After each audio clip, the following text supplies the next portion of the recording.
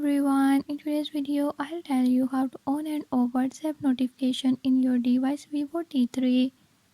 In this video I'm gonna tell you how you can do it. Before move to the video, if you are new to my channel, don't forget to subscribe and hit the bell icon. Watch complete video and learn how you can do it. Let's watch the video.